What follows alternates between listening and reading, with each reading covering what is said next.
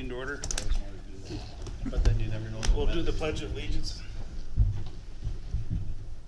Pledge allegiance to the flag of the United States of America and to the republic for which it stands, one nation, under God, indivisible, with liberty and justice for all.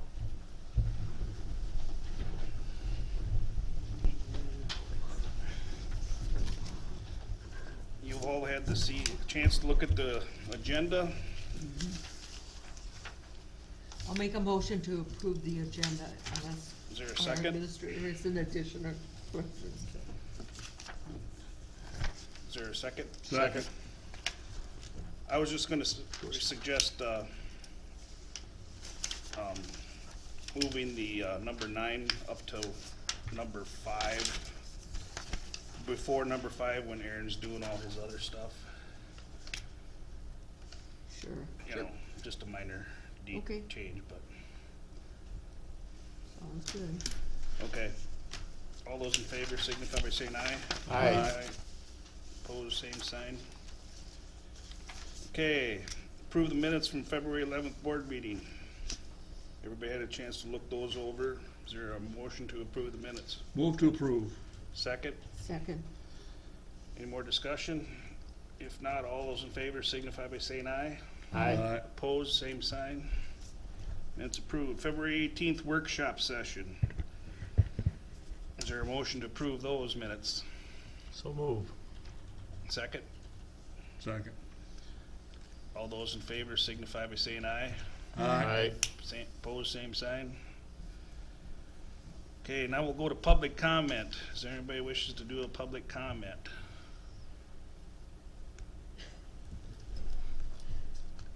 No? Okay. Consent agenda. Just one correction on the consent agenda under the public health item 1. For Sandra Ask, that should be a retirement, not resignation. I was wondering about Corrected on that. Yep. Okay. Anything else?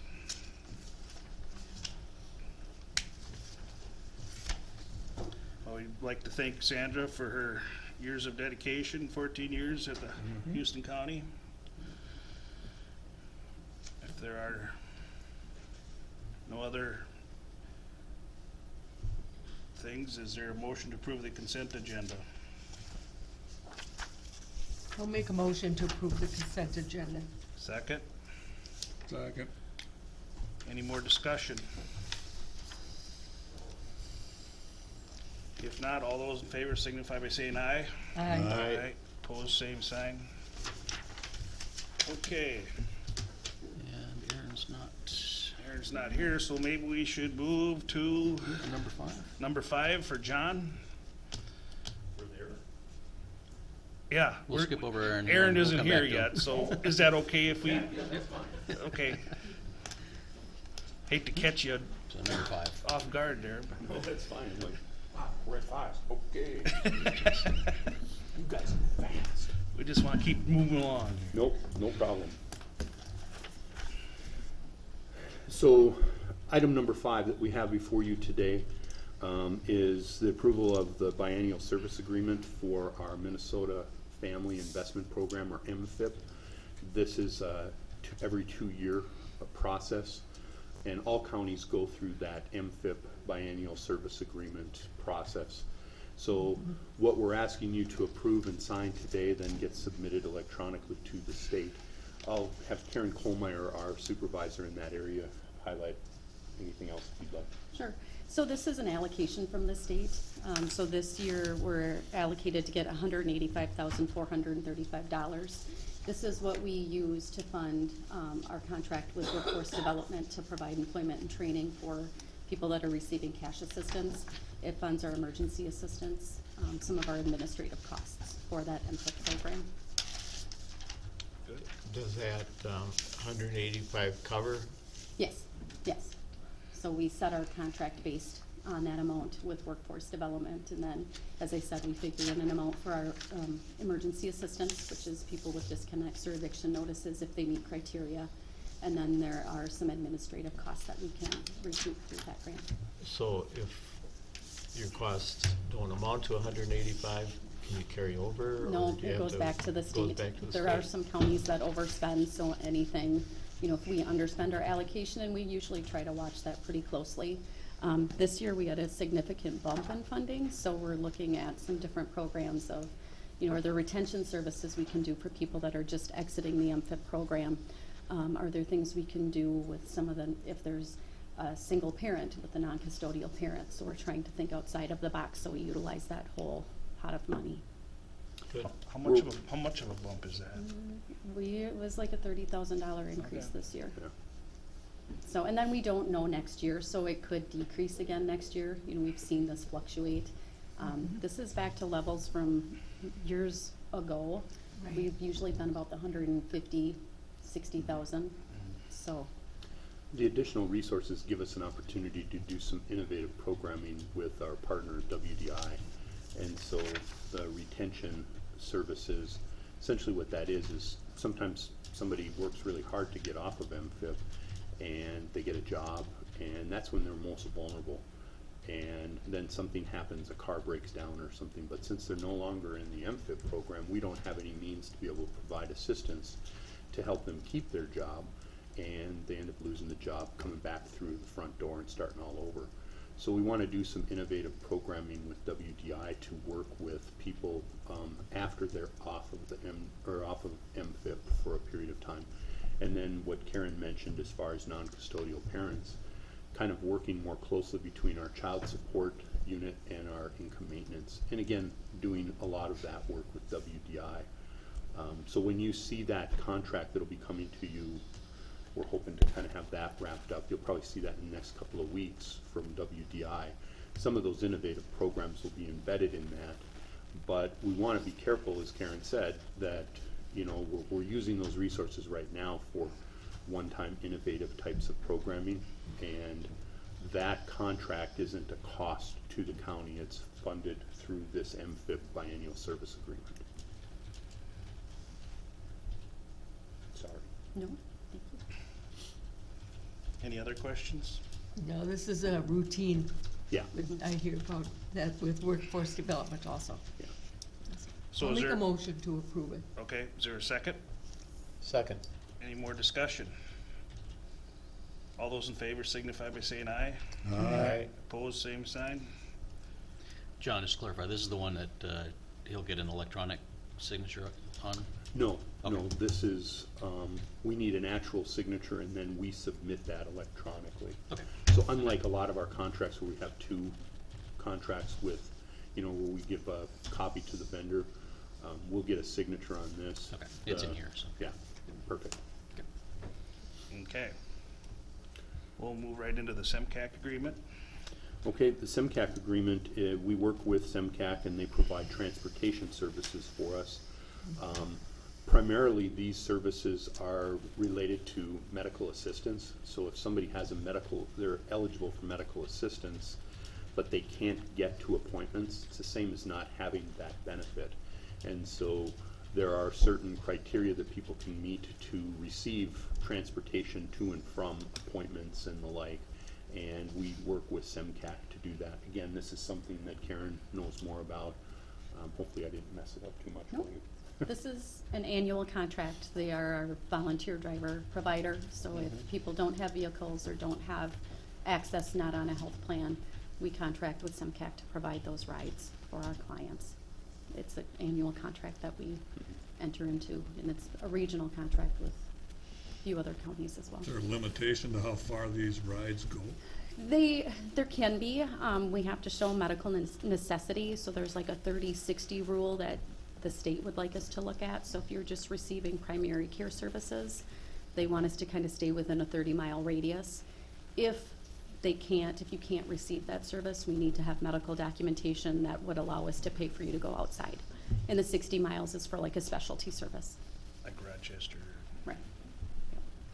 And this Sometimes- is reimbursed also, isn't it? Yes, yes. Yeah, so we get the bill from SEMCAC. The only thing that is not is unloaded miles, but that's something that is There aren't providers, so there is going to be an unloaded, the state won't pay for unloaded miles. But when you look at where we're at, we don't have public transportation for people to get to and from doctor's appointments. It's just something we have to do, and this has been standard since I've known this contract to be in place. So there is some county dollar, but a majority of it is covered and reimbursed through the state. Do you get any, I'm sorry, Go ahead.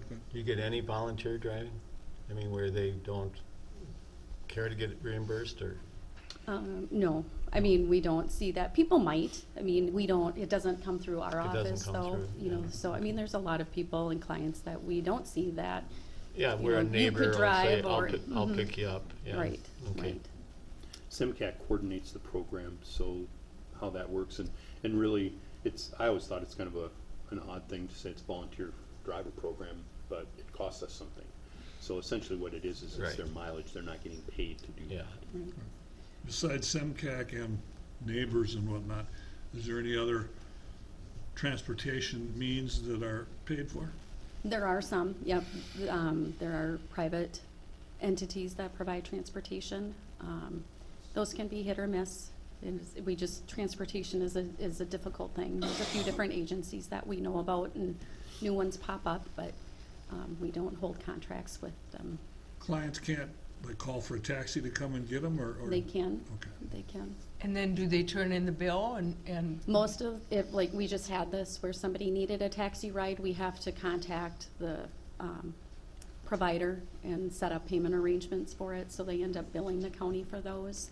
And when you look at it's kind of separate from this, but with our transportation, there is a guide that we have to follow, and there's certain rates that can be reimbursed. And so we work with Heidi's, the accounting division, to make sure that we're getting that information So do out in. most people contact SEMCAC first? They do, And- or else, yeah, if they're on medical assistance. Otherwise, if they're in a health plan, they do contact UCare or Blue Plus, and they help provide. So what we're looking at is if people are in a health plan, and like I drive myself, we can reimburse for mileage for that. Okay. This is for people that are pretty much on straight medical assistance, where there's not a health plan that helps facilitate some of that transportation. And the unloaded mile issue has been something that has been an issue across the state for a long time, and I think it's more of an issue in more rural counties, because if your volunteer drives from point A to point B to pick somebody up, that's the unloaded portion, so they're not getting reimbursed for that. So once the person gets in the vehicle, then they're loaded, they drop them off, then wherever they go back home or whatever, that's unloaded. And sometimes those distances can be really far, and it makes it difficult or more challenging for rural counties to recruit volunteers. But that's something that has been an issue and kind of kicked around for quite some time. So today what it would be is approving the contract that we have with SEMCAC to coordinate volunteer drivers. So that's what's before you today. Okay. I'll make a motion to approve the contract with SEMCAC. Is there a second? Second. Any more discussion? I'm learning a lot about SEMCAC, you know. It's a lot of stuff. Yes. Okay, all those in favor signify by saying aye. Aye. Opposed, same sign. SEMCAC service agreement approved. All Thank right, you. Thanks, guys. You guys have a good day. Go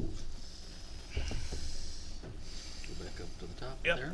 Aaron, you can come up.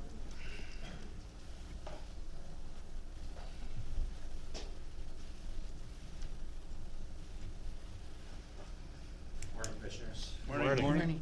Start out with the service agreement with Dynamic Lifestyle Innovations. Okay,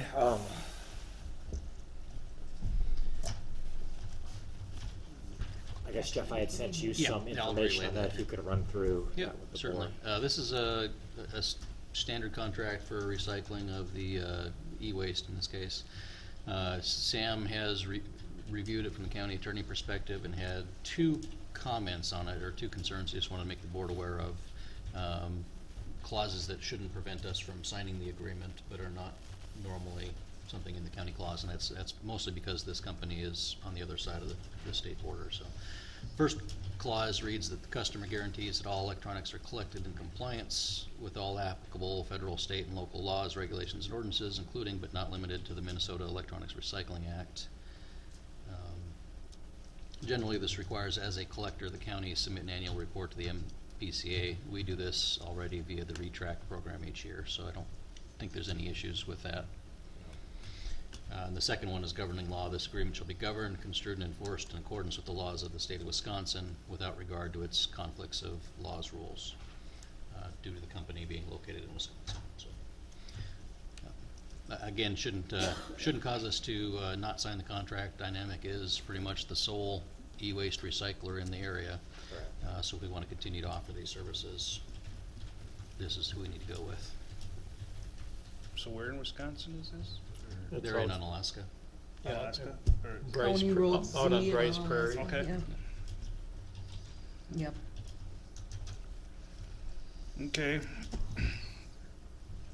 Is there a motion to approve the service agreement with Dynamics? I'll make a motion to approve. Second? Second. Any more discussion? All those in favor signify by saying aye. Aye. Opposed, same sign. Okay. Now we'll move to the approval of the budgeted book truck purchase for solid waste. Now, this is the one that was postponed for a while. Right. We had postponed it for a while in the hopes that it would act as a leverage to help us work through a warranty claim on our older truck. We are still working through that claim. I don't know that we're getting any leverage out of postponing it, and we are facing the potential of our state bid prices increasing at the end of the month. Okay. Our hope is still that we get the warranty coverage on the old truck. We're still pursuing that. However, at this point, I'm asking for permission to move forward on the new truck while we continue to work on that. The end of this month? The state, It has the potential to. I think they have to begin negotiating for the next model Okay. year 'Cause at we're- that point, so it because we're would pretty auto- close. Yes, Yeah. it's pretty close. Okay. This truck would be purchased off the state bid Through Boyer, through Boyer, correct? did you have a chance to get bids from anybody else? You were talking about that earlier. Yeah, so I would ask the board this morning to approve the specification and the top dollar amount for these purchases. There is a company out of Decorah that is asking to give us, Yep. to quote on it. They wouldn't be going off a state bid. I think historically it's rare that folks who aren't dealing in that volume are able to compete price-wise. But if they were able to get us something before we needed to place order to ensure our pricing with Boyer, we might consider it if it's cheaper for the same specification. Okay. So do we have to go out on bids when it's over 100,000? We Yes. may have to do that, yes. Okay. If it's off the state bid, we do not, but if we are purchasing from a Oh, if we're truck going off a country out of state bid, Decorah. we don't have to? Right, Yeah. but But if if we we- get if there's an opportunity to get a bid from somebody else who happens to be cheaper, we can go that route too. Okay. But we would then have to comply with the procurement rules, since we wouldn't be using the state bid. Okay. And we'd have to go out and get more bids. And the top amount was what, 118? 120 is in the budget. We budgeted 120, Budgeted 120, the 118 is was a state bid. that's the truck itself is 80. 85. Yeah, this is tops. complete with the hook and everything. Correct. The It's 118's for everything, the hook, lift, and Right. everything. Okay. What are refresh me, what's the criteria for bidding versus seeking quotes? I don't know if I'm There's familiar enough to. There's a dollar threshold that you can get quotes versus bids. Right. And I don't know, for the county, I don't know what that is, to tell you the truth. For townships, it was 100,000. I think thought, so. Where we could go from. Yep. So. But at this point, you're saying we can either go with the state bid, or we could go out for a quote from Yeah, others and go with the cheapest. yeah, what he's asking for is the 118 max, Threshold. that's what, yep, and if So something that- comes in less, we can go that route too. Okay. So, but, So you want the numbers solidified so that you can, Right, Decide. in the request here, I'm providing you the quotes and I'm asking for permission to Yeah. purchase as quoted. I'd like to broaden that to allow the quoted numbers, but not necessarily the quoted vendor if we got a better price for the same Okay. product from somebody Right. else. Well, if I'm understanding this, if we don't use the state bid, then we'll have to advertise and that shouldn't because be. it's over yeah. 100,000? We Yep. would certainly have to do something, yeah, if it's bids Okay, or quotes. but that shouldn't be a big deal, no. No. Just a question of Yep. timing and price increases and whatnot. Okay. So basically, we need a motion to approve the dollar amount, not to go over 120,000. It's already approved, it's in the budget. It's in the budget. It's in the yep, budget, yep. so, okay. But we need a motion to Approve the purchase. approve the purchase. So So- our exact number here is 118.85. Yep. I'll make it a motion to approve that. Is there a second? I'll second it. Any more discussion? All those in favor signify by saying aye. Aye. Aye. Opposed, same sign. Okay. Now we'll go to the, consider the approval of the CUP for J&C Farms Incorporated. I don't know, maybe, Aaron, you want, before we get that, you want to do this approval for the budgeted purchase of the 4 containers first? Sure, that makes good sense. Yep. We have $25,000 in the budget for supplies. The majority of that was planned for container replacement. Many of our containers are in pretty rough shape. The side supports are, in some cases, half of them are entirely rusted out, and we transport these containers down the highway. So it's time to replace. We had hoped to get 5 based on the pricing. It looks like we're looking at 4. We can make that work. Same vendor as prior years. In terms of the procurement for this, it's under the threshold where we need quotes, so we're just using open market pricing. This is the same vendor we've purchased from for the past several years. We did do quotes last year. They were significantly cheaper than the other quotes we received. who is the vendor? This is Nedland Industries. I was just curious. I used to work with those folks. Interesting Yeah. gentlemen. These are open top containers, so these would be used for cardboard, appliances, things of that nature. We did purchase some cover tops last year, so out of our 20-ish containers, we would have 7 that are fairly new if this were approved. I appreciate the pictures too, to give us an idea what they look like, so they're probably rusted out, so. To clarify, that was the old ones, not the new ones. Yes. Yeah. Yeah. And this is budgeted, so is there a motion to approve the budgeted purchase of 4 container replacements? So moved. Okay, I'll second. Any more discussion? Miller Burns. All those in favor signify by saying aye. Aye. Opposed, same sign. Approved. Now we'll move on to the CUPs. J&C Farms CUP. So there's 2 requests here. Start with the new one. The new one, okay.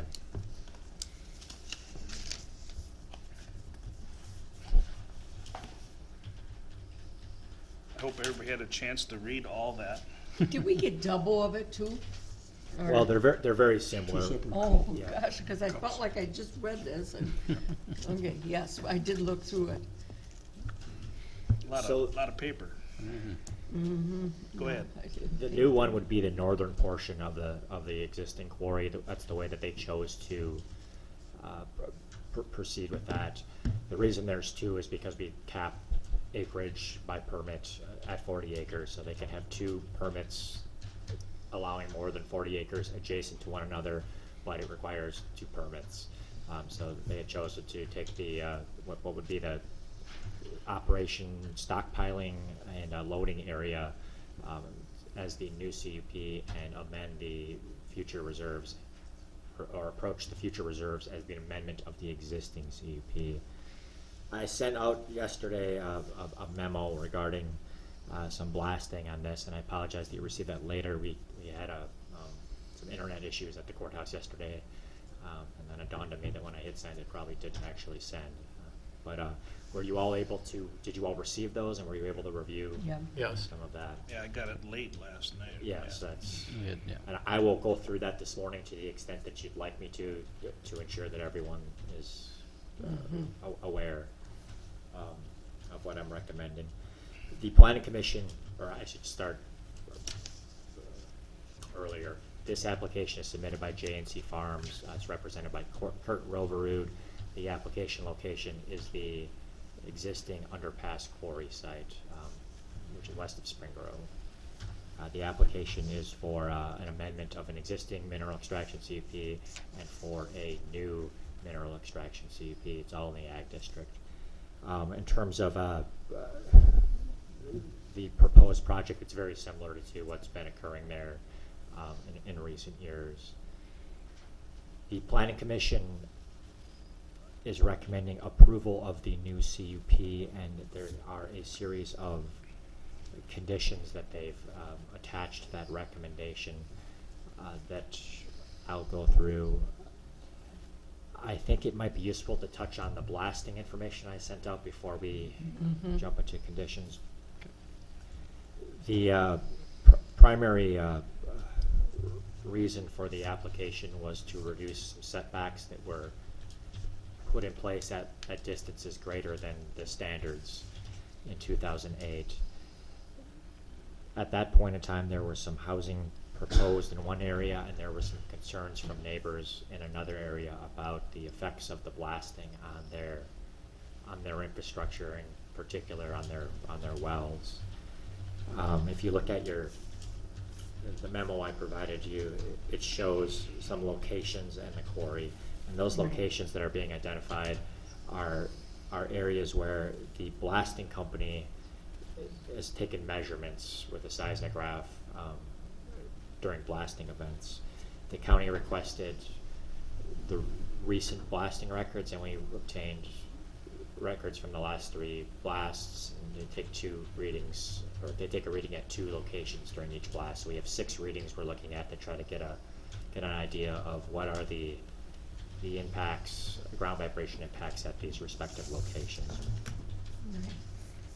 So are these 2 locations, they've always been historically had seismographs on them? It's my understanding that they always have a seismograph at the Storley property. Yeah, which that's is the right. closest, and then they rotate the other one amongst the other sites. There's only one other one, isn't there? Oh, there's one across the road too, isn't there? Well, do you have this handy? Or does somebody? Yeah. So if you look at those red circles, I know that Yep. for the reports that we've got, we have three seismograph readings from Storley's, and then we have 1 seismograph reading from each of those other locations.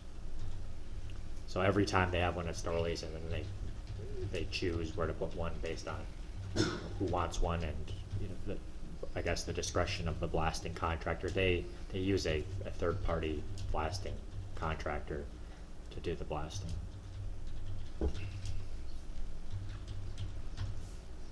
They're not required to take these seismographs now. They just do that as a standard practice. Other states have a requirement that they do that, and many of these companies operate in Wisconsin, Minnesota, and Iowa. Wisconsin and Iowa have some standards in terms of ground vibration in statute. Minnesota has rules about blasting, but they don't have rules pertaining to the ground vibration that can result from blasting. So if we look at the if we look at the blasting measurements on the seismograph information they provided, you can see that information, and it's on page 3 of your packets. And they measure the blast in something called peak particle vibration, and that's peak meaning the highest amount measured during the incident. And the way the devices work is that they're set for a trigger threshold, meaning as soon as the machine senses a certain threshold of vibration, it turns it on, and then it's set to record for a predetermined amount of time. In this case, they measure for 7 seconds from when the triggering event occurs. And then within that, they're going to measure the peak particle vibration for various on various axes. The axis that is most critical to look at is the transient axis, and that has the potential to do the most damage to structures or infrastructure. So we see the readings that we have on the transient axis for peak particle vibration for the 3 events. We see the highest one was recorded at the Storley property on October 7th, and there we have a peak particle vibration of 0.045. So that doesn't tell us a lot unless we have some sort of reference point. We spent a good amount of time looking at the body of scientific study on ground vibration and having conversations with folks in the industry. If you look back to page 2, there's a graph. It's called a Z-curve. It's the top graph. And it has, on the x-axis, it has frequencies, and on the y-axis, it has the peak particle vibration that I just talked about. The reason the frequencies are important is that the studies have shown that depending on the frequency of the vibration wave, the potential for damage changes. So lower frequencies, bigger curves have the potential to do more damage than high frequencies with tighter curves. So this curve, this graph you're looking at, this was put out by the U.S. Bureau of Mines as an advisory performance standard for blasting. Many states have codified this into some rules. Minnesota has not. But generally, the blasters who are operating, the company that's operating at the underpass quarry uses this as their guidance for what is acceptable and what is not acceptable, and that is why they're voluntarily measuring at different locations, because they want to know where they are in terms of the ranges. So that curve you see at frequency at 1 hertz, we have a fairly low particle velocity, and then it rises up as you get to 4 hertz. In a drywall home, an acceptable level is determined to be 0.75. As you get to 20 hertz, it begins to rise again, and once you're above 40 hertz, an acceptable level is 2 inches per second of peak particle vibration. If we look at the chart that the blasting company that shows the readings that the blasting company provided on page 3, we're seeing that highest measurement, that peak particle velocity of 0.045, occurred at a frequency of 12 hertz. So if we look at our chart, 12 hertz, according to the federal guidance, 12 hertz, an acceptable peak particle vibration would be 0.75, and we are at 0.045. So well, very, very, very far below that. A second curve we can look at is on page 2, and it's below the one I was referencing. That's the federal guidelines. This is a recommended vibration criteria for historic and sensitive older buildings. This shows a lower threshold if you're operating in an area where there's an historic building or a sensitive building. This is not. This is the guidance for where you want to operate to ensure that you're doing so safely for the longevity of those structures. And in this case, the peak particle vibrations range from, again, they're frequency dependent, but they range from about 0.25 to 0.5, depending on the frequency. Again, if we look at the data from the measurements taken near the underpass, we're about 1/5 of what they're recommending in terms of the particle vibrations that were measured. On page 3, that lower, there's that chart that has a red line, a blue line, and then some orange dots. So the red line is the federal guidance. That's the threshold where you need to be below that to be operating according to the guidance the federal government has put out. The blue line is the guidance for the historic and sensitive buildings, and then the orange dots are the particle vibrations that were measured at the underpass. So again, we're we are at about 1/5 of the threshold, the guidance threshold for the historical buildings. Is that, anyone have any questions on thus far? I just have a question on how, are they allowed to blast a certain number of times or whenever they deem necessary? In terms of what I'm presenting here, the recommendation from the planning commission, there is no Restriction no on, restrictions on how frequently they blast. I think if you look at those dates, that kind of gives you an idea of perhaps, I mean, we had 2 in October and then 1 about a month before. and that, is there always notification of neighbors? There is. I understand that they have Yeah. been doing that They've voluntarily. always been doing that. Yeah, Yeah. is it a condition recommended Yeah, I that they thought would be that was required to do what, that? what was going on. It wasn't a condition before, but they've been doing it out of common courtesy. Yeah, okay. Yeah, and again, I guess I'll say the seismograph readings were not a condition before, but they've been doing that Anyway. anyway. A couple other things are touched on in this, the effects of ground vibration below the ground surface. So, as I said before, the main concern from some of the comments that were made at the planning commission was the effects on the well, and there was discussion at the planning commission level about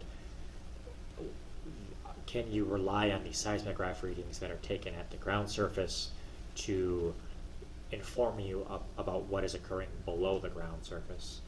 When I looked at the existing body of scientific literature, the answer to that is yes, you can rely on the ground surface vibrations. They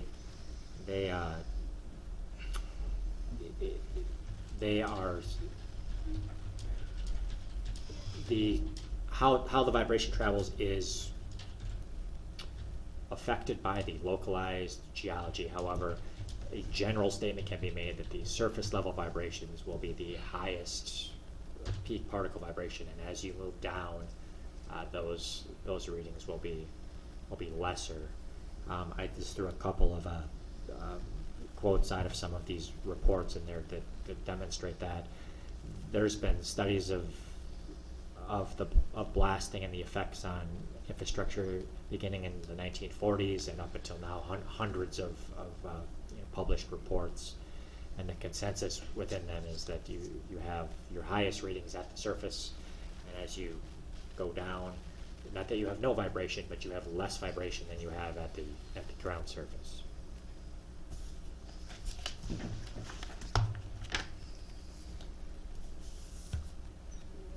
Your reports also show the conditions for each CUP that were proposed by the Planning Commission, and then what I'm asking you to consider in light of the data we have from the seismographs, and that's shown in track changes, so you can see what they had recommended, and then what I would suggest you consider now, and that I don't know that with this data that we have anything that would support doubling their setback.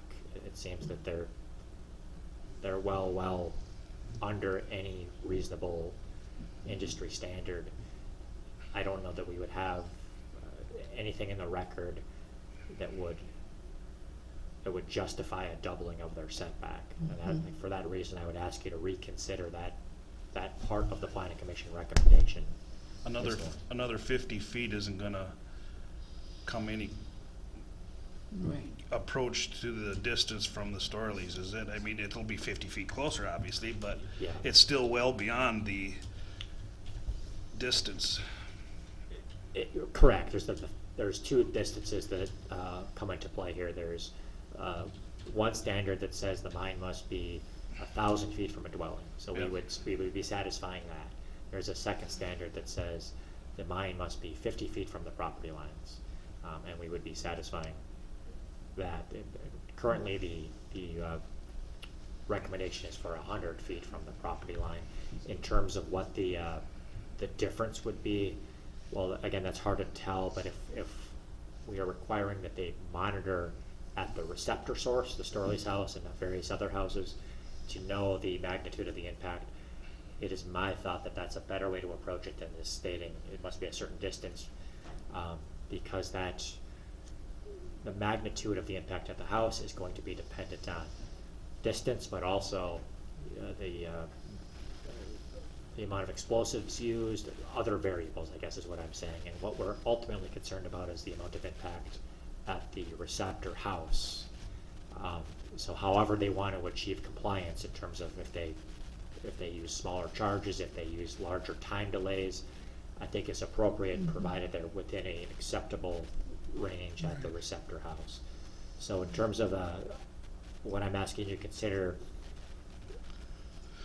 how I'm asking you to deviate from the recommendation is to put in place the 50-foot setback, eliminate the 100-foot setback, and then put in place the curve for the sensitive structures, and stipulate that all blast measurements must fall within that range. So not just the general standard that's advisory from the federal government, but the standard, the advisory standard for sensitive structures, which is considerably lower than the standard for new structures.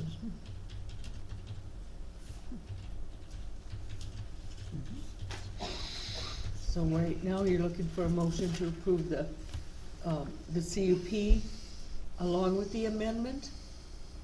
Well, I guess we No. could go through you'll have to tell me how much detail you want me to get into here. There are several conditions recommended. With the amendment to the CUP? There's Conditions. 9 conditions on the new CUP, Yeah, and 1, 2, 3, 4, 7, 9, 11 on the second. 11 on the second. Yeah. but it's all one CUP? Nope, there will be No. 2 Two CUPs. Two There is some CUPs, okay. language in the second, in the amendment that says it does not take effect unless the new is approved. Okay. So it's kind of an So all we're or looking nothing, for but two they're 2 separate separate motions here. permits. Aaron, I'm just curious, and this is probably difficult to answer, but so we set the standard, they have to be in the sensitive level. So a blast occurs and boom, it's that particular blast went over and it caused some damage at Storley's or wherever. Yeah. When it, what then? Is the company, does the county assume any liability for, or have any idea how that would play out? Well, in terms of the first half of your question there, I guess that would be a lawyer question in terms of the liability. I guess technically that would be a violation of the CUP. Given the readings that we have now, my thought is that we are 5 times lower than that Right. sensitive says, and as it moves slowly closer toward that residence, you would expect these to slowly go up. And my expectation, and I think it would be reasonable to have the board's expectation be that if they notice that they're getting somewhat close, they would Make make the adjustments. Because now they could, it's not quadruple, I don't know what's, the next one up is they could do 5 times the amount of charge and they could still be compliant. Okay. So I think that based on that, I guess I don't expect it to become, I don't expect these readings to get anywhere near those levels because they're so low. Okay. So what changed from the planning commission's recommendations to now the revised recommendations from your office? At the planning commission hearing, we had a testimony that there were seismographs in use and that the readings were low. But what that meant, what was meant by low was not known by myself nor by the planning commission members. So at that point, we asked for the actual blast reports and then did a good amount of research to understand what the data on those blast reports actually meant. Well, if I remember right, Bob, you were adamant to keeping it at 100 feet. I was. That was the original setback on the original conditional use permit. And not aware of all the documentation and the information that has since been recovered, I felt that we should leave it at the 100 feet since this was at the original. Now, after having, I mean, I've talked to a lot of people, I've read a number of books and whatnot. The biggest concern that was there was Storley's as far as their well. And after a blast, their water gets cloudy. In that scenario, from what I'm looking at here, it's an old well. And, Shallow. and fairly shallow. And the cloudiness is not coming from the, and this is what I'm led to believe and figure from reading all these reports, but the blast hits the pipe that the water travels up the well, and the vibration in that pipe is loosening dirt around the pipe, and that's what's falling into the pool underneath.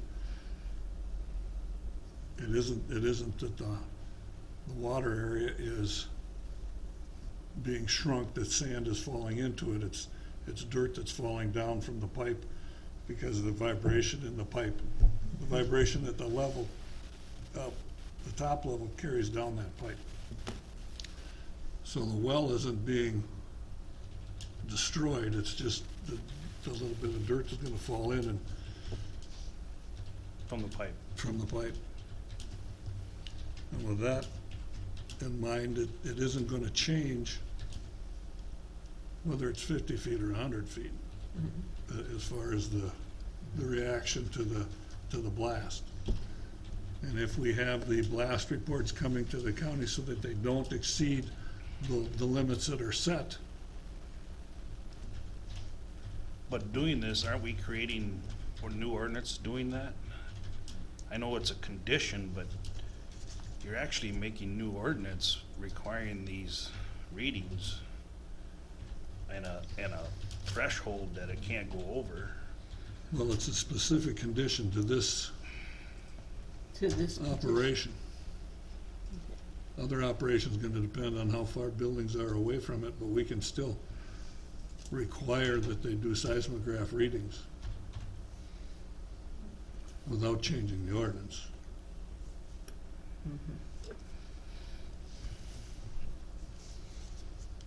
Because the typical setback is 50 feet. Yep. The ordinance says 50 feet. Right. Yep.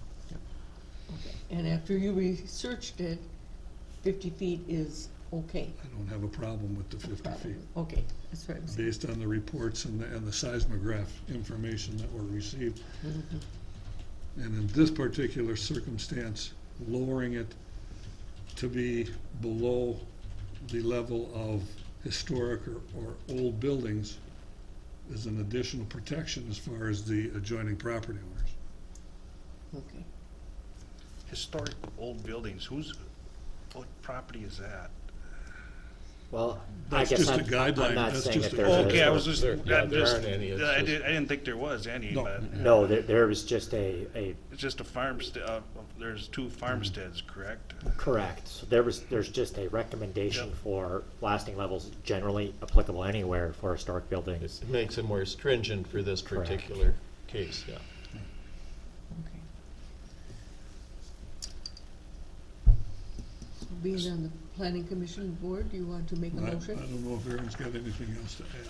Oh, Would we want to run through these conditions, or I guess? Yep.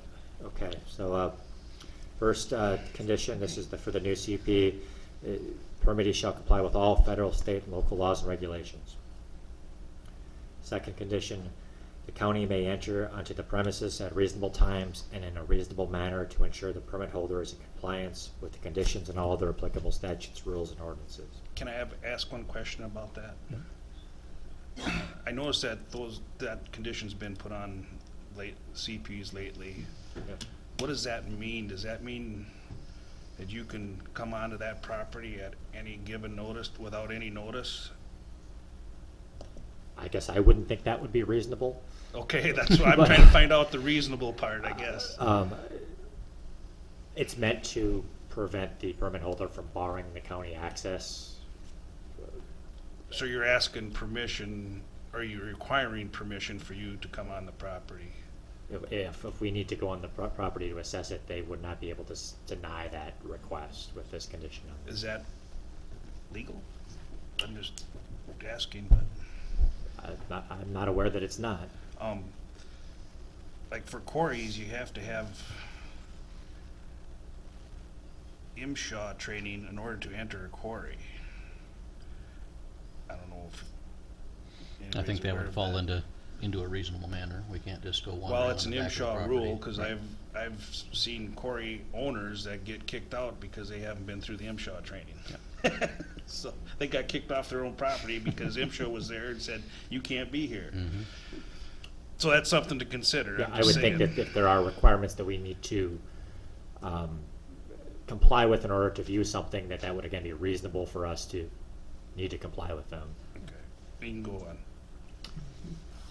on. Number 3, when requested by the county, but not more than once in any year, the permittee shall submit a reclamation report which includes the following information: the name and mailing address of the operator, the name, telephone number, cellular number, and email address of the person to be contacted regarding the mine operation, a map or maps that accurately show and label total acreage of the mine area, the acreage of the mine area currently disturbed by mining operations and not yet reclaimed, the acreage of any portion of the mine area presently undergoing the process of reclamation, and total acreage of reclaimed land. A statement of progress of mining operations since the county approved the reclamation plan or since the last submitted report, whichever is later. A statement of mining operations and reclamation activities expected to occur in the next 12 months, including updated cost estimates for the cost of reclamation of currently disturbed areas and areas anticipated to be disturbed in the next 12 months.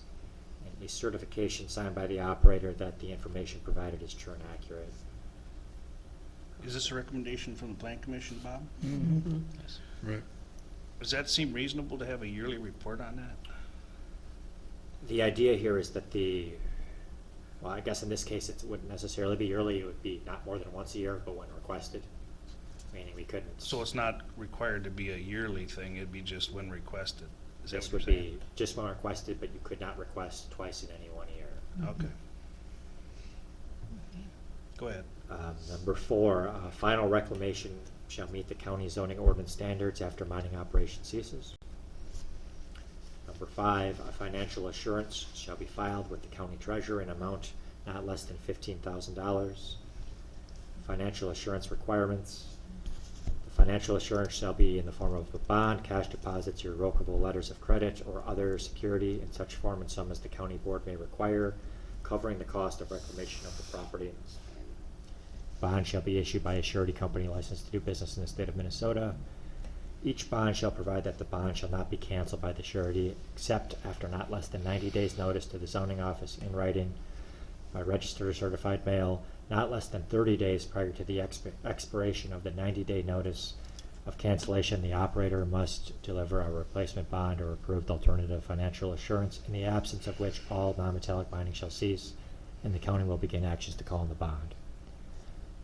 The bond shall be payable to Houston County, Minnesota. Bonds must be for all areas that have been disturbed or are proposed to be disturbed within 12 months where reclamation has not been certified by the county. Bonds may be for stages of phases of a site, but in no instance shall the bond be for an area less than 4 acres. Disturbances related to non-metallic mining shall be limited to the areas which have bonds approved to them. Questions on the financial surety? Number 6, the mine perimeter shall be surveyed and applicable setbacks shall be marked on the ground with posts such that each post is visible from each adjacent post. Property line setbacks shall be 50 feet. So this is a deviation from the Planning Commission recommendation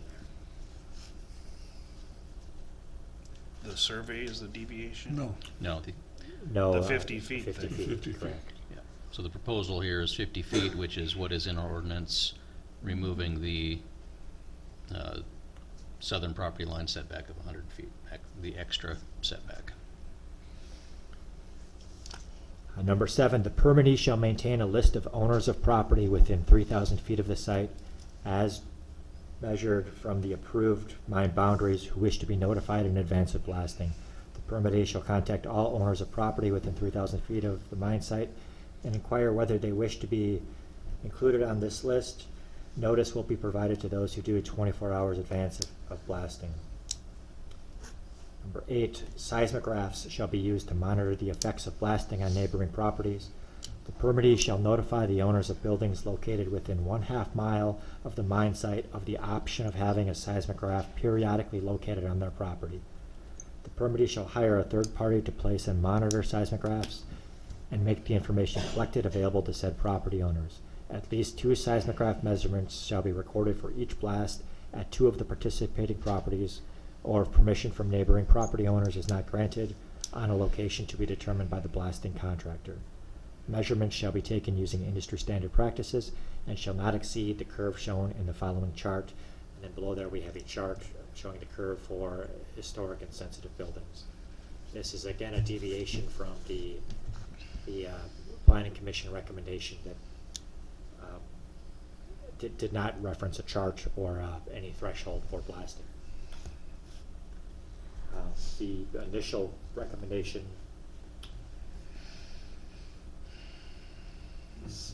had language that said impacts on neighboring properties must be within the limits of applicable regulations. So really, I guess that may have pulled in the federal requirements, but because the state of Minnesota hasn't formally adopted them, it may not have. This is specifying that sensitive building standard. Hours of operation shall be limited to the following: weekdays 6 a.m. to 8 p.m., Saturdays 8 a.m. to 3 p.m., closed on Sundays, and holidays. Holidays means holidays observed by Houston County. Limits to hours of operation may be suspended by the county. Number 10, excavation shall not occur below a depth of 1,200 feet except as part of an approved reclamation plan. I do have one question with regard to number 8, Sure. as far as the seismograph report. It does not require that they submit the report to the county. Does that have to be done that? How That else does shouldn't the be. county keep track of? Well, Aaron could request it at any time. But does Aaron know when each blast is gonna take place? There's nothing in here that would require they inform us ahead of time of any of that. There's nothing in their current permit that requires them to provide them. Right. When I requested them, they provided them rapidly. Right, I know they give them to the property owners who really don't understand the report. So would you like, Would it be all right if we requested that those reports after each blast be given to the county? I think we're making it more difficult here. If we need to have that information, we can request it and get that information. But you know, if they are sending it automatically to the landowners around, they could just send a copy to us to put in the file. Wouldn't be a problem, I don't think. It's just one more copy.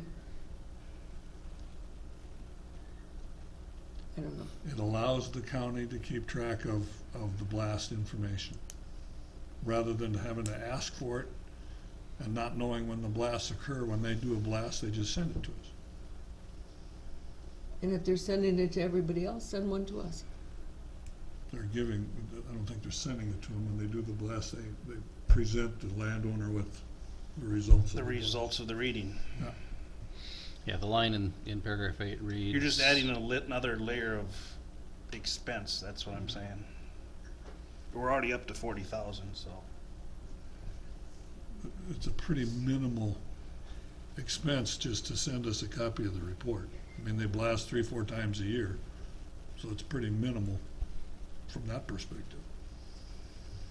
But it's something that if we're gonna put the requirement in there, we should have the information given to us so we can follow that requirement. Yeah, unless Aaron would put some dates down when he'd want to ask for it. I mean, I guess he would routinely think, oh, I think I'll ask for that today. I'd rather you got it when it happened. I guess my thoughts that are twofold. it would be, it's not an issue for me if they automatically send it whenever they're sending them out, or if we're not gonna go that way, if a property owner expresses a concern to the county, that probably would be the catalyst where I'd reach out and ask for the blasting reports to see If you get a complaint, correct, yeah.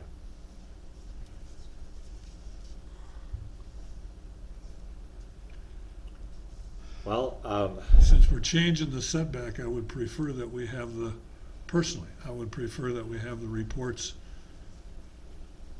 filed with the county so that we can keep track of what's happening, not wait for somebody to complain about it. So We're if ahead of the game. if you were to do that, I would suggest language that said the permittee shall hire a third party to place and monitor seismographs and make the information collected available to said property owners and the county. And just word. Seems simple as- enough. and the- That's simple enough. Okay. Okay. We need to, oh, then we'll vote on that aspect anyhow. are there other discussions that you'd like to have on this, or are you to a point where?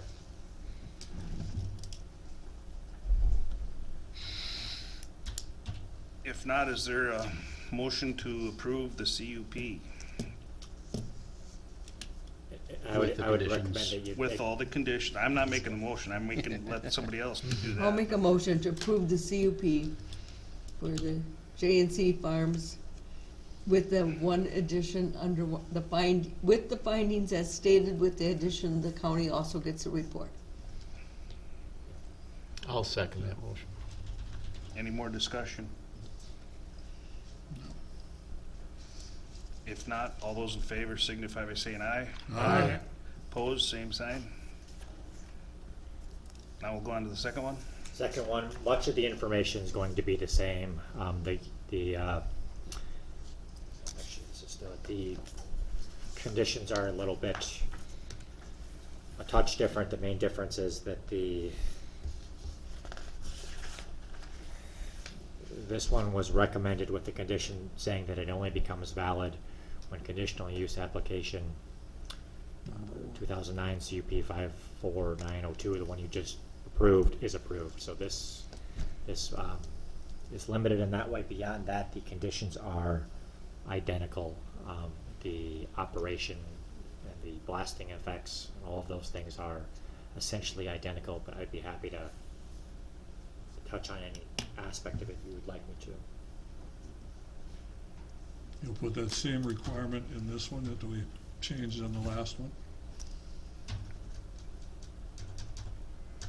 Would make sense to, yep. With regards to notification.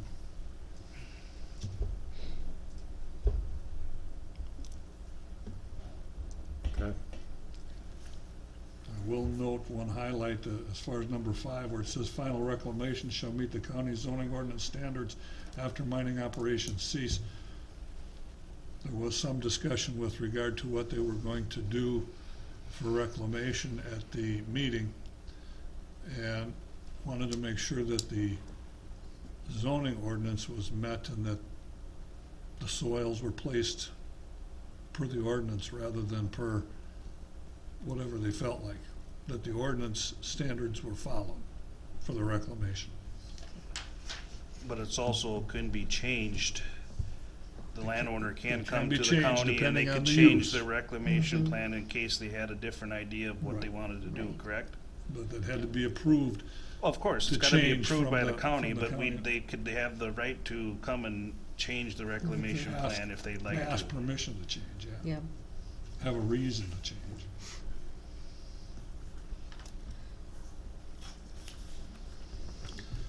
That said, I'll make a motion to approve the conditional use permit number 2. I know it's a perfunctory request, but can I ask for you to adopt the findings of the planning Adopting commission? the findings per the Planning and Zoning Commission, as well as the changes that we've made today. Is there a second? Second. Any more discussion? All those in favor signify by saying aye. Aye. Opposed, same sign. CUP approved. Thank you, Commissioners. Yeah, Thank you. I just want to mention how much I appreciate the amount of research and the thorough explanation that you give, because with the charts and the verbiage and everything, it gets awfully complicated for a layman, but you lay it out clearly. Appreciate that. I guess I'll thank you, and I'll say that we did communicate this to both the applicant and the concerned individuals, the neighboring landowners, and did something similar that we've done here this morning. So I think the understanding is better for all those folks. Not that they necessarily want to see the setback reduced, but they understand what the data What is the saying at their research was, houses. yeah. Thank you. Mhm. Okay. Second one was the amended.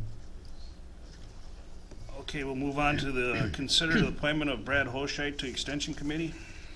I'll make a motion to appoint Brad Hoshite to the Extension Committee. Is there a second? Your turn, Bob. Second, Any more discussion? one question. Were there multiple applicants, or was he the only one? He was the only one. Okay, I was just curious. And we're looking for another one. We could use Okay. one more. One more. Okay. All those in favor signify by saying aye. Aye. Opposed, same sign. Okay. Is Amelia here? Not yet. I hope she knows. Yeah, we should have told Should have asked Larry. Aaron to, That's the annual report we get every year that is required by the state. And I Larissa's gonna looked email through it. it We'll very message her thorough. real quick. We can She does move a on to good job. Brian and then come back to it. Okay, Brian, you wanna? Should we do yours first? Yep. Sorry. Yeah, we skipped one, but that's Sounds fine. Morning. good morning. What's the plan if not for something to deviate? This is an agreement that Houston County has not done before, that I'm aware of. However, it is a very common agreement that's done throughout the state. We have our paving schedule for 2020 is to repave County 6 from Town Hall Road out to the Winona County line. That project has federal funding associated with it for fiscal year 2021. So we want to move that project up from 2021 to 2020. And what ultimately happens is that often the federal government does not have the following year's funding all appropriated, so you don't know how much money's going to be coming toward roadways in each state and spread out to the different entities. So this agreement essentially is that Houston County is acknowledging that we're advancing funding. When the funding becomes available, we'll be reimbursed with the funding.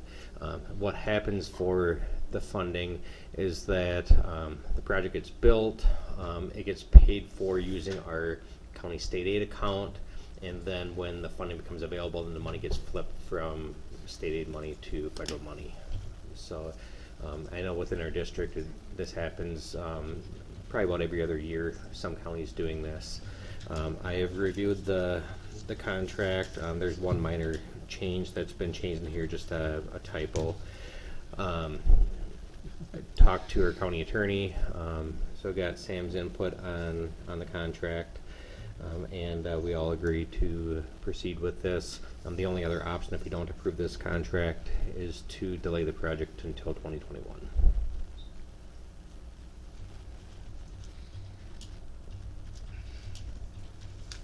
Okay. Is there a motion to approve resolution number 2019? I'll make that a motion. Is there a second? I'll second it. Any more discussion? Hey, Brian, with regard to this going on County 6 now this year, there's that horse track or racetrack deal going in La Crescent. Is there any utility work that the city's gonna wanna do on County 6 in conjunction with this? I guess I haven't talked to the city about it. This project starts essentially right where the curb and gutter ends, from that part on, so the city's utilities are gonna get close to this point, but not into this point. I don't believe the city has any intention. of that. Initially, they had talked about running the sewer and the water out along the right-of-way of County 6 and then in. As I understand it, that's changed, but I'm just Yep. curious if there was anything else the city wanted to do. Yeah, but this is still beyond the Horse Track Meadows area, but I can definitely talk to the city and make sure Just- that if they do, that'll be a good time. Right. Instead of tearing it up after we get done. Yeah. That's my only question. Okay. That's a good thought. Anything else? Nope. All those in favor signify by saying aye. Aye. Opposed, same sign. Resolution passed. Thank you. Thank you, Brian. Say, Brian, can you come back? I just wanted to have you say a few words about our meeting we had with the city, if you just wanted to give us a update on what we discussed. You'd have a better info on that, so, Okay. even though Jack and I were there. We didn't pay attention to it. No, we were, Yeah, so we had a highway committee building committee meeting with the city of Caledonia last week to talk about what variances, concerns, rezoning issues we're gonna need to consider and look at. We're gonna need to rezone the existing highway department parcel and the land we bought adjacent to it to Ag 1 zoning, Yep. I believe. Yep. What that'll do is we'll have 30-foot side yard setbacks, 50-foot setbacks from the roadway, I believe, along with residential sites. With the currently, with how the buildings are set up, we know there's going to be some changes to the potential preliminary design to the final design. We're anticipating needing a variance from that 30-foot setback for our sand and salt building, which will be adjacent to the county fairgrounds. Even though we own that land, it is still a different parcel. So a variance on that, rezoning, building height, we might need a variance. We don't know yet, and we won't know until we get farther into the design. I believe the zoning maximum height is 30 feet. 35. 35. Is it 35. 35 on in egg? Okay, so we'll probably be fine, but there might be a variance to get a couple extra feet in height. Water main, we need to look to see if the water main is gonna have adequate pressure to serve our building, adequate flow rates and stuff for, if there was some type of fire or, their truck wash and stuff. That'll depend some on how the building is sprinkled, whether it's a wet system or a dry system. Once you get into the fire code design, that'll be determined. If we can't sprinkle it with the existing system, we might need to work with the city and figure out how to get that water main loop to get more water, more pressure. Hopefully we don't need to do that. The existing main is a 6-inch main. It does in a dead end of that part of town, so or the one road's a dead end, the other one turns into a 4-inch lane as it goes across History Lane. Electrical, if we need 3-phase power, the city will provide power for 400 feet worth of improvement of their infrastructure. Anything beyond the 400 feet would become the county's cost. The nearest city's 3-phase power is over at County 3, so there is some distance. We need to bring that over. We don't have a cost estimate of what that would be yet. So there's some potential costs that way. Fencing around the perimeter of the site, something with whether it's either plantings or slats within the fence to help make it get that visual block between the residential locations and our site. They'll need to have access back to their siren in the southeast corner of the parcel, so we'll need to make sure they have access to that. I believe that's about all. Overall, the meeting went fairly good. We met with city council members, city staff, city administrator. They really don't see any major hurdles or have any major concerns, being that we're on the existing site. They really don't think that there's going to be a whole lot of input or pushback against our project, and they understand that. Overall, our new building should be as visibly appealing or more so than the current ones, so. Did Thank they you. say how long it takes to get the zoning change? They did not, we did talk about the timing of what we want to pursue and when, do we wait and try to do it all at once, or do we, push ahead with the zoning earlier? They did recommend that we start moving with the zoning change in advance of the other stuff. I think that's what we decided, we should probably move ahead with that first, get that over with, and then deal with some little stuff afterward. Yep. Second question. Was there any conversation with regard to the storm sewer outfall that Yeah. the city has Yeah. versus the pond that the county's looking to put? Yep, so the discussion was actually the city's proposal is to leave leave the city's water separate from our water. So not put it into the pond.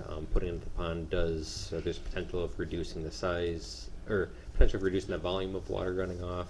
Then you start mixing city storm sewer water that's coming off the street and grass that'll be clean, running off our site with pavement and gravel, and it might not be as clean. They ultimately said, let's keep it separate, and Okay. so that's what we'll plan on doing for the sizing. See, I knew you'd give a better report, so that's why I asked you to come Oh, back. you know the answer. So, and I'm not sure if I missed anything else for I think you. that That covered it pretty good. for pretty now. much, yeah. Yep. Yep, Overall, we've it's got a good meeting. another meeting with the highway committee on Monday when we get back, so Yeah, hopefully make some final recommendation decisions and then be able to bring those to the board here a week or so from there. Anything else for Brian? Sir? Thanks, Brian. Thank you. Okay, now Amelia, we can do your feedlot financial report. Good morning. Good morning. So I'm just here for bringing our normal annual review. I can kind of summarize things quick. So this consisted of paperwork that I filled out and turned into the state, and then we also had a sit-down review with my regional representative. We are required through our grant to do 7% or inspect 7% of our feedlot sites a year, and which was 29. We were just over that. We had 88% inspections done this year. Most of those were just your basic compliance inspections. I would say about it looks like about a third of those were non-compliant for open lots, and then about a third of those were non-compliant for records, if they were relevant to that site. We also issued 2 permits, and then as far as outreach, we did 1 workshop last spring on manure management planning. Other than that, I guess it was kind of business as usual. The discrepancy list is just to kind of show that their database was updated and kind of pulled some things off of the report, so it's just to kind of pick those back up again. It's down there a ways. And then the financial report, it's been looked at, but from what I understand, we'll go through an audit at some point in time too for that. So, are there any questions on that? You've talked about it before, about doing a newsletter maybe? Oh, yep. Actually, I was waiting because we were trying to put together a workshop for this spring too. So we have one scheduled for March 11th, and that's a joint workshop with Fillmore and Winona counties, and it's going to be in Rushford. We're looking at kind of doing. We have a session on DNR water appropriations permits. This 319 grant. Dan Warmager from River Soil and Water is coming to talk about is One Watershed, One Plan, conservation planning. And then we're also have a session on changing climate and how it'll affect agriculture in the future. And so that'll just kind of be like a quick half day thing. So that went out last week, a notice on that, as well as a newsletter that I've been trying to hold on to kind of send all at once. So I did finally get that out. And so that'll be our outreach for this year anyway. Maybe we'll do something again, kind of late fall, early winter, depending upon what the weather does. Okay. So, So what's the time of that for, on the 11th? I believe it starts at 10, And it's at? the Creamery in Oh, Rushford. okay, all right.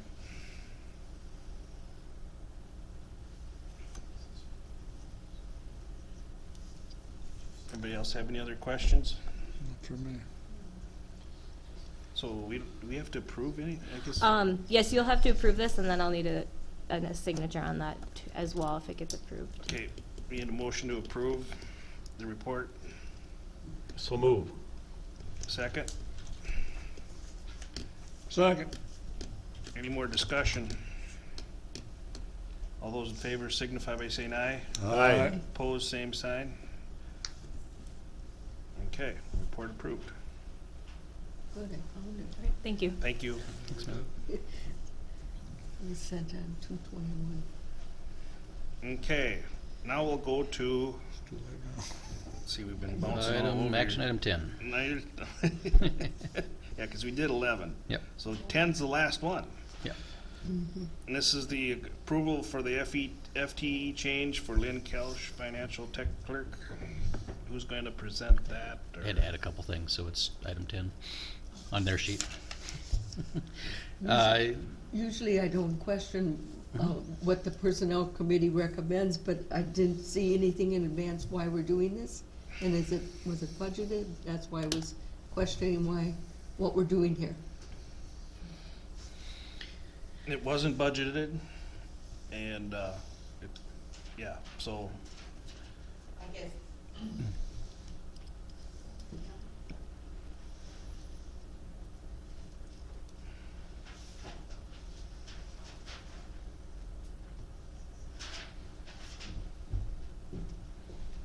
Good morning, Commissioners. Morning.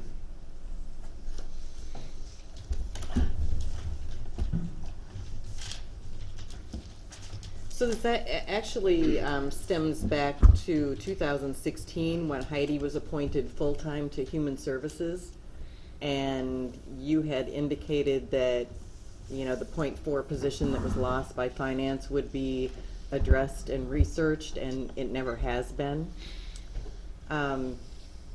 It wasn't put in the budget, and I had requested the Personnel Committee to address it, and that hadn't happened. So that's why, you know, we're looking at it now. You I had think- requested that to be put in the budget or looked at before? Yeah, to be discussed at the Personnel I Committee. guess that, I wasn't And made that aware, was- I wasn't made aware of that. Right, and, you know, it just kind of, and I guess it's been since 2016 October that I've just been, you know, doing those duties. That was the .4 that was determined to be a necessary, you know, part of the finance department. At this point, I'm preparing information that I'm also auditing, which isn't necessarily, you know, in terms of segregation of duties and procedures, probably isn't what should be done. We've talked a lot about succession planning, and this would do well to have that, you know, a base in the finance department. And I'm not asking for the entire .4, it's just an increase of a .15, which is considerably less budget money than would be a .4 position. Lynn started in December, maybe? November. November. Okay. I'm confused, yeah, Right It is after February, Nancy. except I was thinking it was still January, so, you know, she started in November, and she has done really well, picking up on the operations and all the different aspects of all the departments and all the different coding, the different grants, and she's willing to learn more, and I think she's capable. And she's willing to take on more time. And just for the commissioners who haven't been here as long as some, in 2009, the finance department consisted of 2.6 FTE. At the time the previous finance director left, the department went down to 1.6 FTE in 2011. Thereafterwards, the board initiated discussion about what we were going to do for all the concerns that Carol's bringing now. And in summer of 2012, just to kind of give you the history here, we initiated a search for a fiscal officer that would be .6 in human services and .4 for Carol. And that September, we hired that position. However, for various circumstances, the .4 was never brought over to, the training didn't happen in the finance department, and human service absorbed that position full-time.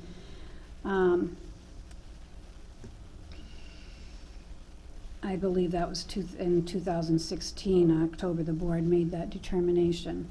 That should be 1.0 for human services full-time.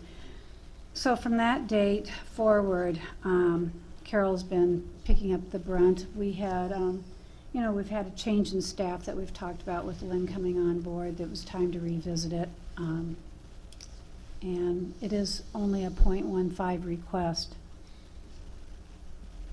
That all makes sense to me, because I do remember when we hired Heidi, she was supposed to be .4 for Carol, and .6 for human services. You know, I think my concern here was the fact I didn't remember all that, and I'm just seeing a change in status here and why. So I understand what you're saying. I would just add that having been part of the discussion with the Personnel Committee, I think an important thing that Carol mentioned is the whole succession thing. Not looking at Carol leaving soon, hopefully, but we do need to start thinking about somebody else understanding all of what goes on in the finance area. And in conjunction, and I think Jeff mentioned this, that also talked about initiating a look at the total accounting positions that we have in the county and how we might make that more, maybe consolidate something or do something to make it more efficient and get the most out of the talent that we have. So I think this, however, is a good start to give Carol some help. Is Lynn willing to, I mean, has this been discussed out for a succession, or, I mean? Well, right now, it's a bit premature of the succession planning right. discussion, Yeah. but it is an opportunity to take some of the day-to-day duties off of Carol's plate and share those duties, and like she said, spread out some of the things where she's, making a list of the numbers and then checking them herself, or we can spread that out a bit. Yep. And might I make a comment about succession planning? Succession planning isn't necessarily training in the next person, Right. but it is retaining institutional knowledge. Yep. So that when you do your equal opportunity search, and your internal candidates are going to be quite competitive for that, but you still do your equal opportunity search, but you have retained that institutional knowledge, so it's not like it walks out the door the day the person leaves. Well, that's why I wanted a clarification on the succession part. Yeah, Yeah. I guess looking at what happened in the auditor's office 2 years ago, we don't want that to happen again. We want to have the information available to the people who are going to still be here, not scrambling around looking 2 years later, still wondering where everything might be, That's not appropriate, and I don't want that to happen in the finance area. So in this case, this is a silly question, really, would we be better off moving her to full-time? We doesn't don't want need to. full-time. Okay. I mean, yeah. I mean, that'd be that .4. And that we should hasn't have been had. discussed with the employee for full-time. But this has been discussed, that she'd go from .6 to .75. Right. And, I did kind of an inventory of, spreadsheets and data transfers and downloads, and Okay. you know, that would be sufficient at this point. Okay. You know, not to say down the road No, that it no, might I'm be not more. advocating. No. And I, But- I would just, I usually would be adamantly opposed to a non-budgeted increase. And I hate to see additional personnel when we don't necessarily need it, or, and I know Bob's always questioning, is that budgeted? And I agree with him when he does that, but I think, given the circumstances of how this kind of, you know, drifted along since 2009, I've got to say I'm in favor of it. So just, I need to ask about the evolution of this. When was the last time you asked the Personnel Committee? We met 2 weeks ago, After- was the last time. Yeah, The after request- the budgeting process. the When was request it for that- before the budgeting process? Last summer, last year. It'd been discussed off and on and hadn't really been pushed forward, but I mean, because Yeah. like when I was looking at the line-by-line item and talking to you and whatnot, I was never aware of this type of an increase. So it has to go through personnel before you even look at it for the budget? Is that It- the process? It typically does. it should. And I don't recall it being discussed either, so there must I have think been. it's been one of those issues that, I just kept thinking that, yes, it would be brought forward, And it wasn't. but it didn't. It Okay. hasn't. You know, the discussion about the .4, but, you know, and at that, I'm not asking for that. I'm just looking for, 6 hours a week.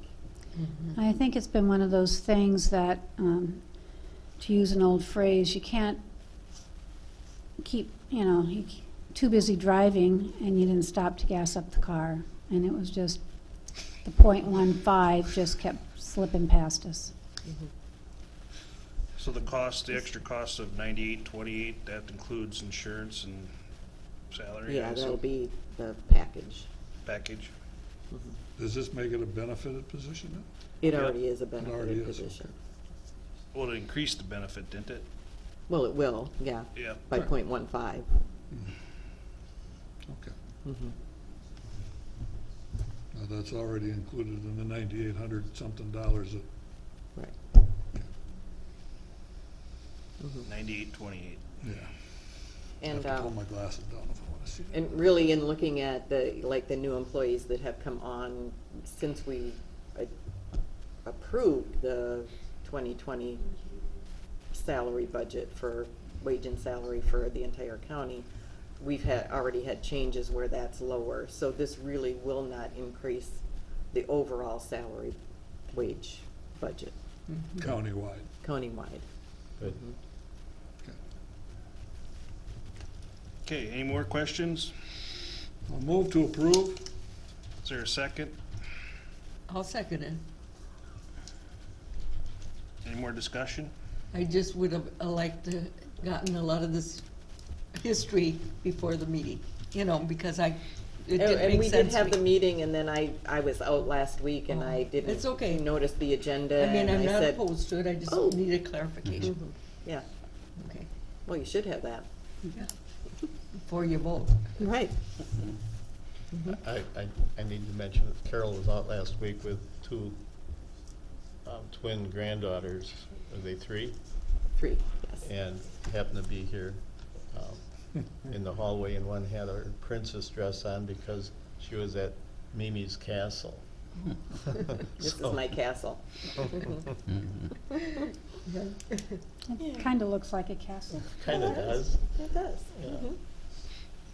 Any more discussion pertain to this position? All those in favor signify by saying aye. Aye. Opposed, same sign. Thank you. Thank you, Commissioners. Okay, administrator updates. I believe we're done with the action items. I think we got them all. Thanks for the flexibility moving those around. A couple of quick things, as Commissioner Miller mentioned, based on the personnel discussion, I have started a discussion with the department heads at that level to relook at the finance department, finance processes. And we're, again, focused on making, looking for efficiencies and effectiveness in how we do things. At that level, we've discussed a number of concerns and a number of processes to kind of look at initially, and then we will, in another week or so, sit down and iron out how we're gonna do that and drill down deeper with the folks involved. So we're working on that. In that regard, when we had our committee meeting, did anybody get the email from Dana Burtness? Yes. Yeah.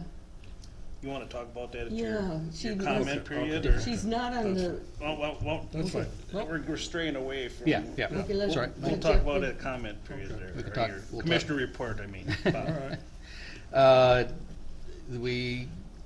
Board chairs requested that we do not have a work group session on the 3rd of March next week due to the Super Tuesday elections, so I will put out notice that that date is canceled. Well, I Or did suggested. I did find out that I don't have to work till Okay. evening, so we could have one if you wanted one or not, but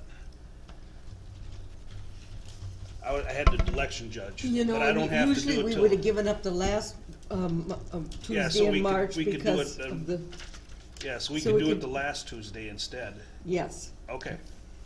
That'd be okay with That sound everybody? okay? Yeah. Leave Super Tuesday alone? Okay. All right.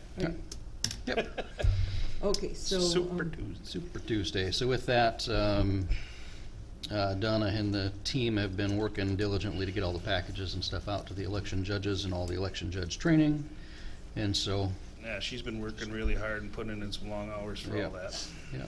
She's the office I feel needs help Yeah, she does. desperately. In fact, I Yep. talked to a commissioner from, he's actually our district chair, and they were complaining about having 4 elections this year. Yep. And how they're scrambling to pay for them and get enough helpers, and I said, well, we have 6. 6 elections that Mhm. Donna's here till 8, 9 every night. Yep.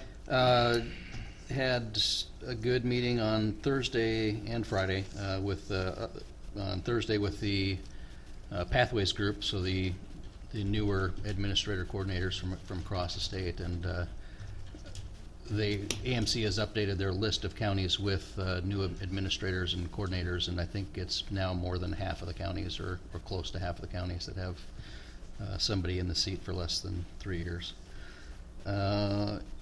But some good updates on some of this reorganization stuff that we've been talking about, and of course what the other counties are dealing with. A lot of Friday's discussion at the regional level was focused on legislative updates. I sent you all a quick summary of that. I won't rehash all of that now, but there's of course a lot of moving pieces at the legislative level right now potentially affecting the county, and so AMC is cranking out those updates to us as fast as possible, and tomorrow when we're up in St. Paul, we'll get an update directly from them. But so far, nothing too alarming and too surprising. And that's what I have. We can talk comprehensive land use plan during your update, I guess, Bob. Okay. You want to start, Teresa, with the commissioners report? I didn't have any meetings the last week, but I did kind of question a little bit, which it's too late now, but we should have waited till, go to our legislative conference till tomorrow. There's nothing going on today, and we could have saved one hotel night. We thought there was something going on Tuesday night that we Well, had to there be there. is. Yeah, There's but- the rural, what is that, the Rural Caucus. Affairs Yeah. Conference? Yeah. But, Not terribly relevant, yeah. but Anyway, that was just a comment that we should probably check a little further before we book the hotel for 2 nights. Well, I'll stay home tonight and then I'll go tomorrow morning then, if that's the case. Too late to cancel. Too late to cancel it now. It's too late to cancel now, without, okay. Anyway, that was the only thing I was gonna bring up about that. And then I did get the email from Dana. I don't know, she's not on on the steering committee or the administrator for a comprehensive plan. No. But she does contact us, I see. She's new on the E EDA. She's on the EDA and she's on the A. On both? Yeah. Okay. Subcommittees, yeah. She's on 2 subcommittees. And newly appointed to the EDA committee Right. Oh, separately, yep. Okay, go ahead, Bob. Well, we had our meeting, our second meeting with regard to this, and reviewed the EDA, or the economic development aspects of our plan, Fillmore's plan, and Wabashaw's plan. We looked at those plans, and mostly it was a discussion. And it's our general opinion that, I mean, we've got 4 subcommittees putting things together. We've now decided that we're gonna have some public meetings for input from people besides what we got on, the limited information that we got on the survey that we put out.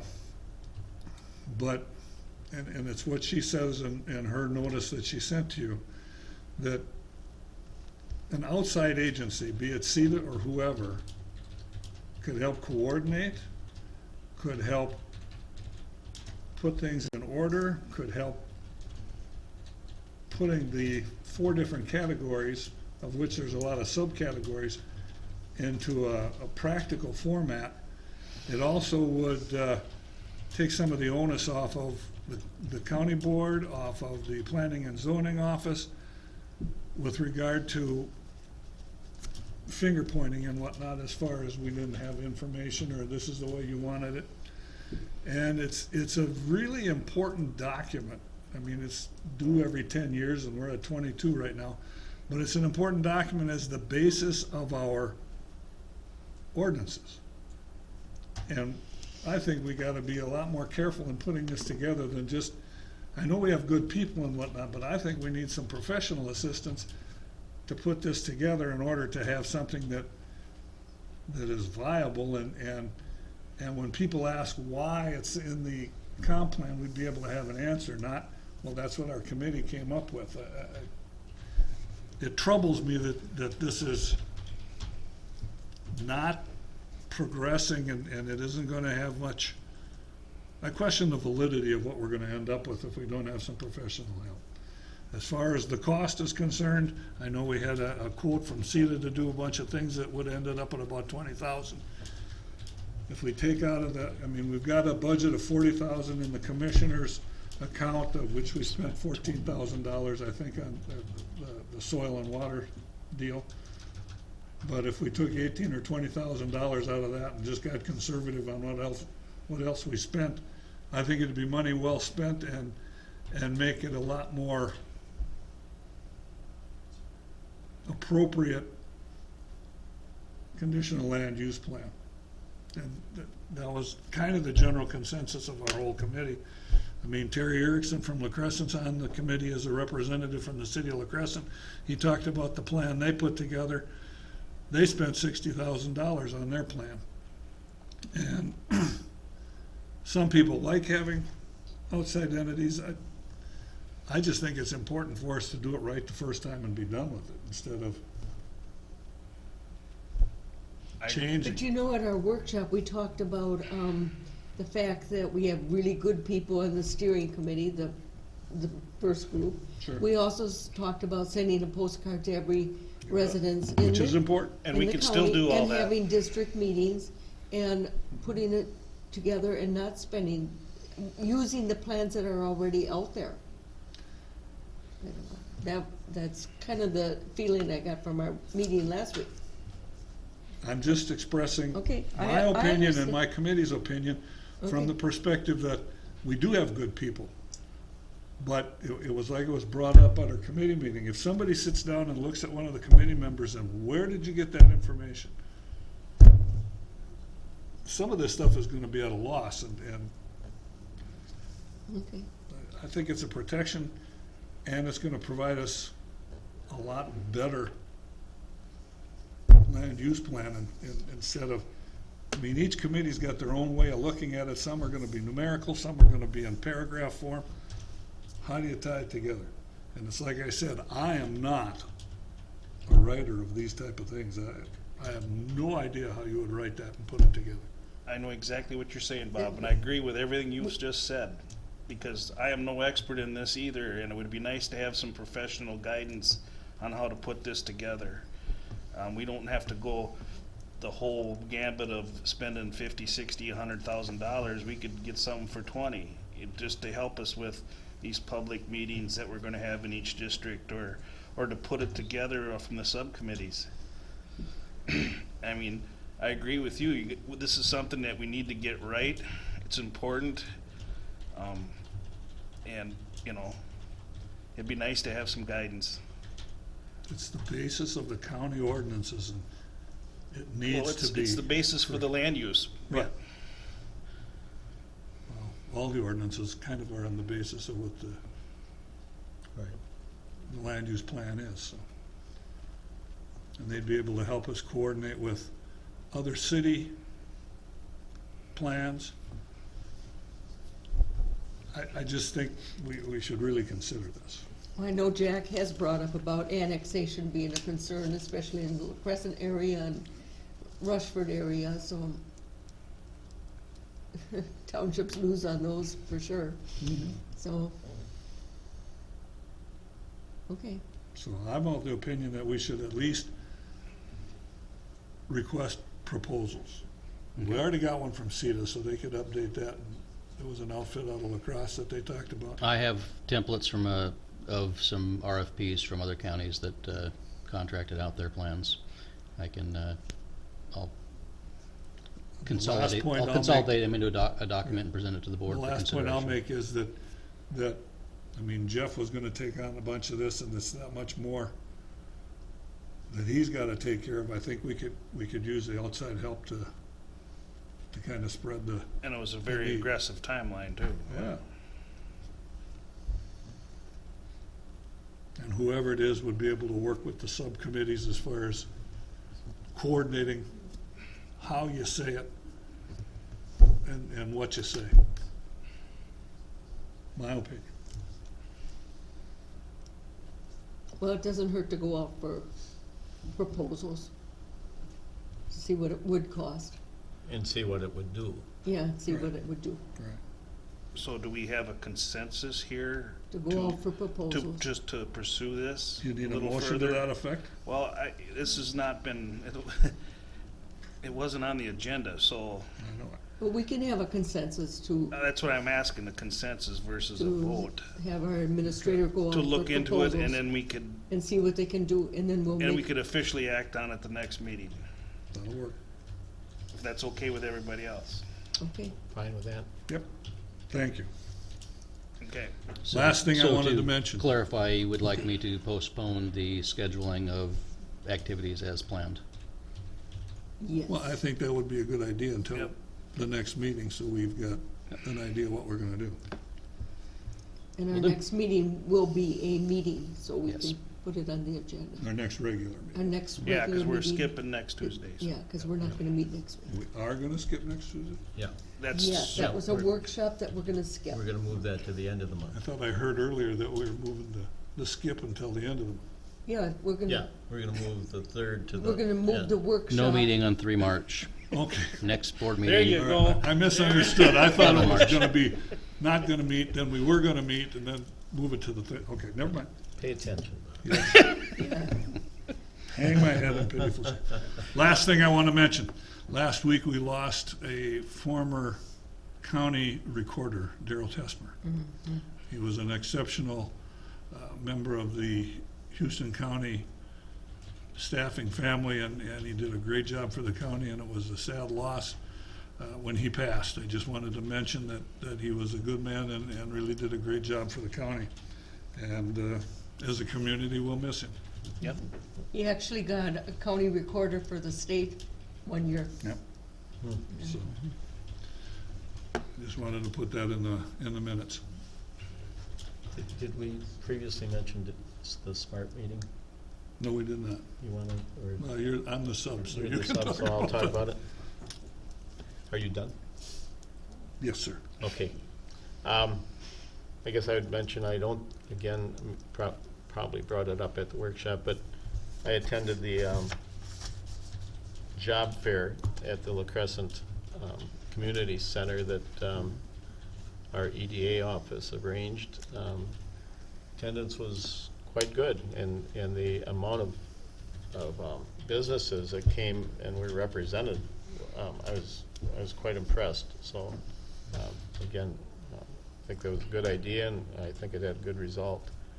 Bob and I attended a Smart Bicycle meeting, and I guess probably what came out of that was of importance to us is that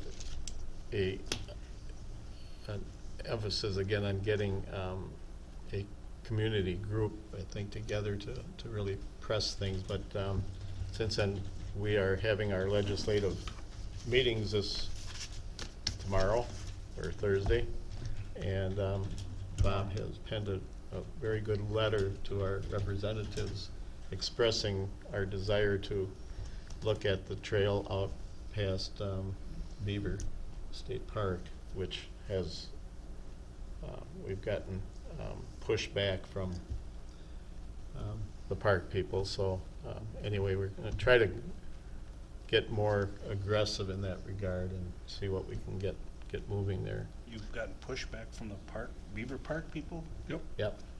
Pushback on what? Not wanting to go a trail to go through there. Oh, A bike trail through the Yeah. park? okay. We can't have a bike trail through the park. Right now, I just want to get the bike trail to the To park. the park, okay. Yeah. There is some pushback on going to the park because of the vegetation that grows along the side hills and whatnot. There's some sensitive vegetation. But I'm hoping that we can have a meeting with the park people and discuss this, because the idea would be to widen County Highway 1 down through there in order to accommodate a bike trail in conjunction with the road. So we wouldn't be actually affecting anything on the hillsides or anything in that regard. It would be just widening the paved surface. So there would be some rock work done in order to widen the base along the shoulders and whatnot. But we wouldn't be doing anything up the hillsides. We wouldn't be cutting down any trees or anything, just to get an 8-foot widening of the road. So, It does narrow up when you get down in there. right.